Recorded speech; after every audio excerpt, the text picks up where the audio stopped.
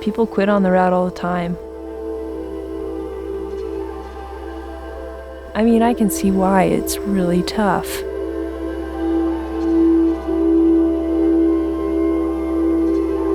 If I complete it with the focus I have, I'll probably break the record.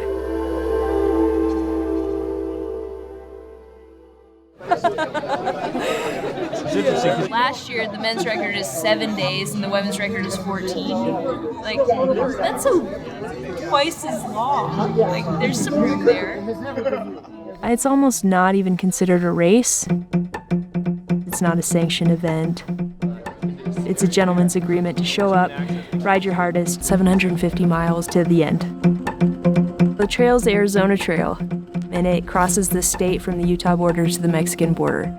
It goes through pine forest, and eventually you end up in the desert, go through the Grand Canyon. It's all different climates. It just became a National Scenic Trail in 2011, so it's really pretty new. Yeah, I think only 4 women have completed it.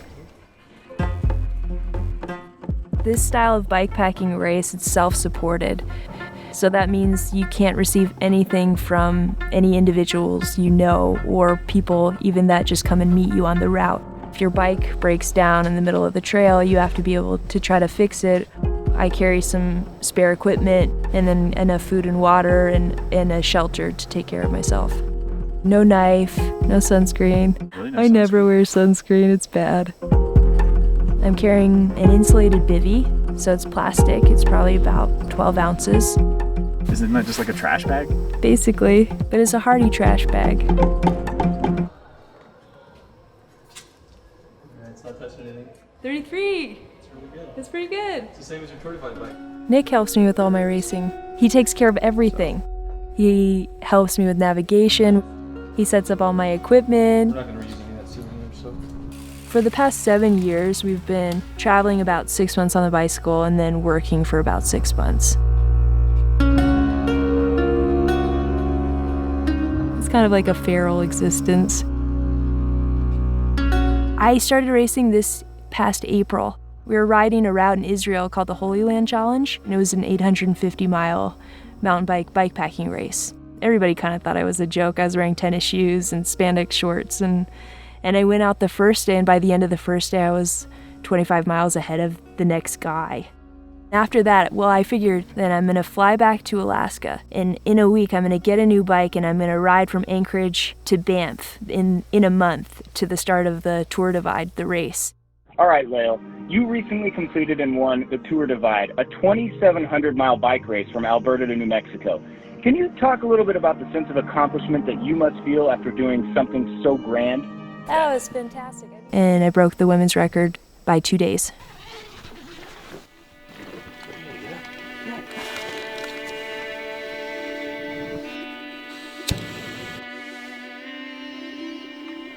Do you wish you were going out to ride right now? Not really. You want to race? Yes. Okay, so I get like advantages, like all the muffins. There's not enough muffins for the both of us to race to Mexico. How we got? 524. You want a good even number? You want to go? Let's go. Okay. So you set the clock, you decide when you're gonna start, and then you record the time when you finish.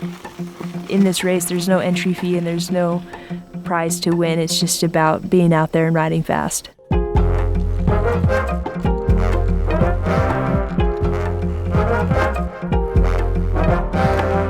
I feel the most relaxed when I'm moving and when I'm doing things, and I kind of get anxious if I'm not.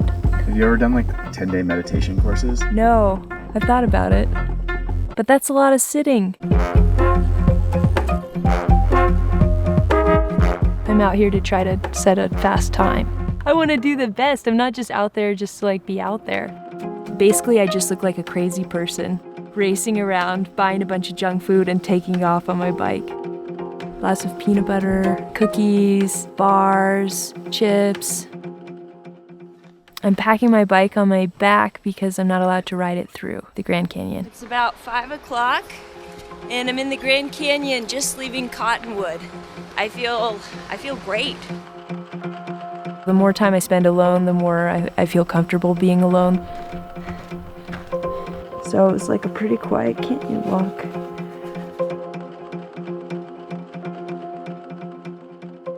So the second day I was on my way to Flagstaff and I was feeling great, but I started hearing my voice wheezing as I was breathing. Progressively through the afternoon, my throat just kind of closed up. I rode like crazy mad, and I am at Snowball up at 9,000 feet, descending to Flagstaff. Felt really, really good, but unfortunately, I'm starting to get really sick. I'm really having a hard time breathing. So I'm just gonna put all of my clothes on and get into my bivvy.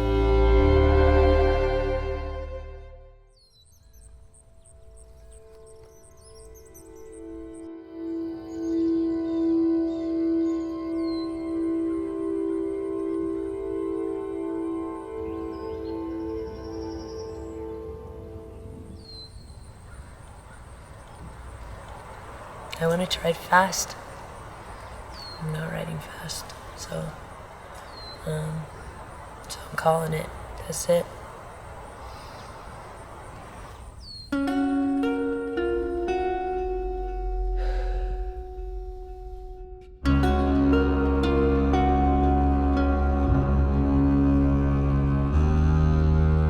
The racing's just a sport. I mean, our lifestyle is on the bike, traveling, seeing things, doing things. The racing isn't that. You just fast forward through a trail. I took it on because it was a huge challenge and pretty exciting. And that's why I take on any challenge, because it's something that I can't predict. I mean, cause some level of shame and some level of maturity and some level of looking forward, which is what I'm doing now. Yes, I'm going to race again. I'm racing the Trans Am next June, and I'm really looking forward to it. I think it'll be a badass race, and I think it's a classic, racing across America.